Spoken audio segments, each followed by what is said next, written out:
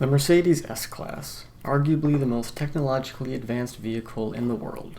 Sure, the Rolls-Royce and Bentley badges might cost you 3 times as much. That extra money doesn't really go towards additional technology or gadgets. Rolls-Royce and Bentley, they boast finer cabin materials and a bespoke handcrafted dimension that the S-Class just doesn't have.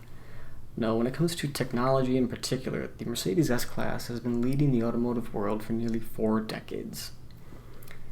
The history of the S-Class is a history of automotive firsts. Back in 1952, Mercedes questioned the conventional wisdom that a safe car was a rigid car. They investigated this, and it led them to develop and patent automotive crumple zones all the way back in 1952.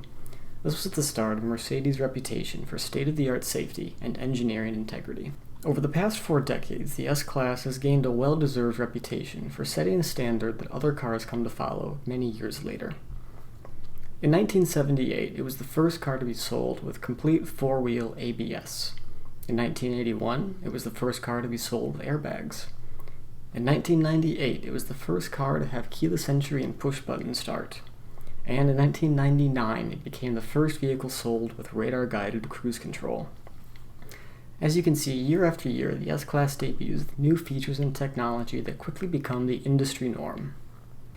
Now, if you're watching this video, you're probably already familiar with the S-Class, at least in broad strokes. So I'm not going to bore you with some of the more commonly known and incredible features of this car, like the complex air suspension system, or the doors that pull themselves closed for you.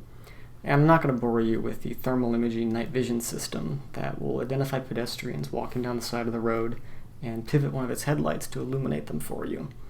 And I'm certainly not going to mention the attention assist program that monitors 70 different parameters of you as you drive, using it to detect the symptoms of distracted or drowsy driving.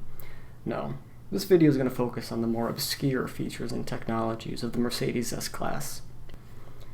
In this video, I'm going to go through 5 obscure technologies and features present on the Mercedes S-Class, specifically the W221 chassis. First up, you know you're traveling in a special vehicle when you realize that as you drive, the car is keeping track of the position of the sun.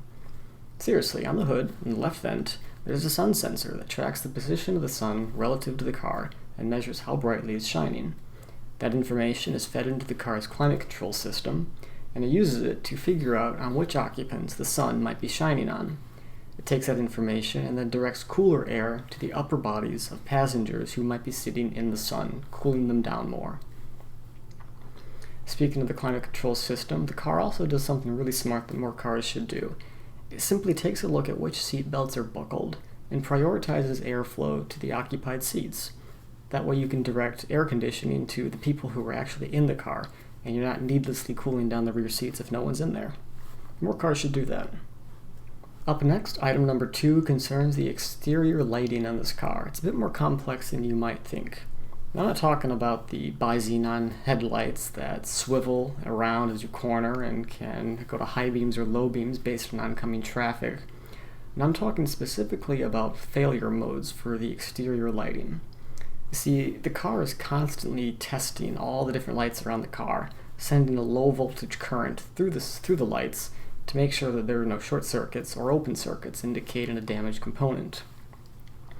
If the car does detect a failed light, it turns off the failed light and then remaps that lighting function responsibility onto other lights in the car so they keep working. What this means from a practical sense is, say your left turn indicator, the left blinker, dies in the car. The car will detect that your left blinker is no longer working, flash a message up on the center console to alert you. It'll then turn off the left and right blinkers in the car and remap that lighting responsibility to your left and right front fog lights. So if you turn your indicator stalk, your fog light starts to blink and it becomes your new indicator light. Aside from this function remapping that it will do, the car also has a function that I don't think has ever been used on a car. It's called the emergency lamp actuation function.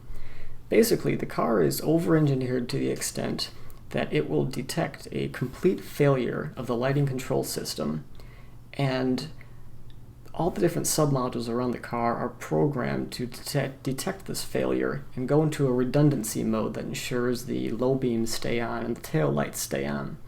That way, if you happen to be driving down the road at night and the car's central computer dies, all your different lights around the car will turn on automatically no matter what, so that you still have light and you're not driving blind. This is a level of over-engineering you want in a car. Item number 3 concerns the climate control of the vehicle. So the W221 Model S class comes standard with 2-zone climate control, left and right. Nothing fancy about that. There's an optional 4-zone climate control if you get the rear seat climate control package. So the rear seat climate control package is very expensive, several $1,000s, and you might be wondering, why is Mercedes charging several $1,000s to put a couple of temperature switches in the rear seats? Well, it's a bit more complicated than that. When you get this package, the car doesn't just take air from the front of the car, pipe it through ductwork, and bring it to the back of the car like most vehicles do.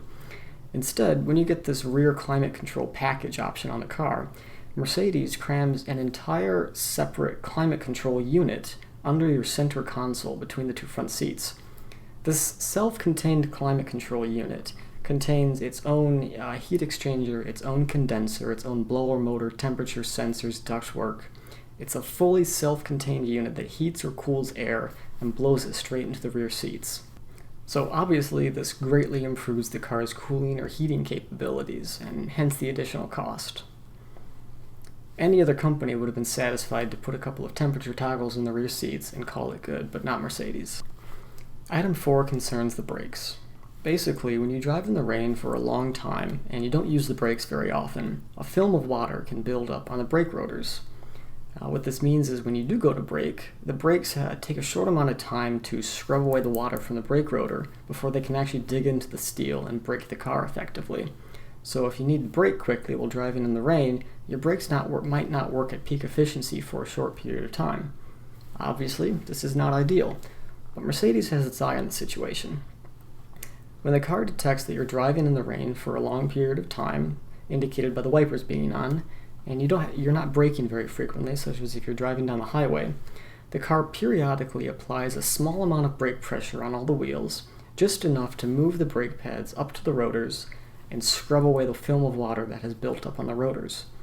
This way, if there is an emergency and you do need to brake quickly, you get full immediate braking contact without worrying about water buildup on the rotors. Our 5th and final obscure feature also concerns the brakes. The car is always monitoring how quickly you take your foot off of the accelerator pedal. The idea being, if there's an emergency up ahead, you're going to remove your foot very quickly off the accelerator and then brake. The car can detect if there's a potential emergency based on how quickly your foot leaves the pedal, and if it thinks there's an emergency up ahead, in the brief split second of time your foot is moving between the accelerator and the brake pedal, the car pre-charges the brake pads for you. It applies a small amount of pressure to all 4 wheels, the brakes on all 4 wheels, just enough to move the brake pads right up to the rotors, so that when you do press the brakes down, the pedal is stiff and firm, and you get immediate full contact with the brakes. You don't have to wait for the brake pads to travel the air gap distance between the pads and the rotors.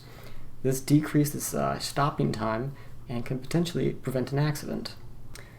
Anyways, thanks for watching, guys. I hope you enjoy these 5 obscure features of the Mercedes S-Class. Like, comment, and subscribe, and let me know if you have any questions.